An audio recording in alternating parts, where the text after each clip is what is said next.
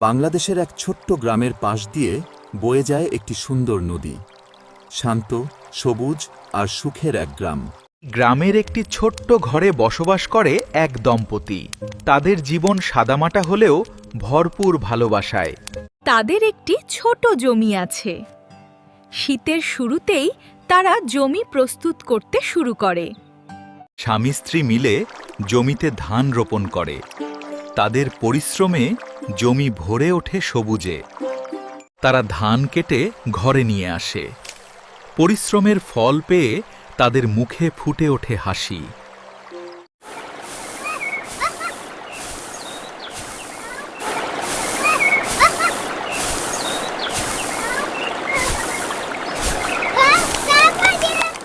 গ্রামের ঐতিহ্যবাহী ঢেকিতে ধান ভেঙে তারা তৈরি করে সাদা চাল। সেই চাল দিয়ে তারা তৈরি করে সুস্বাদু খাবার।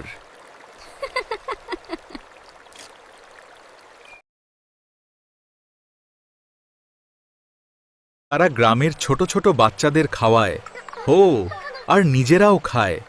এইভাবেই সুখে কাটে তাদের জীবন।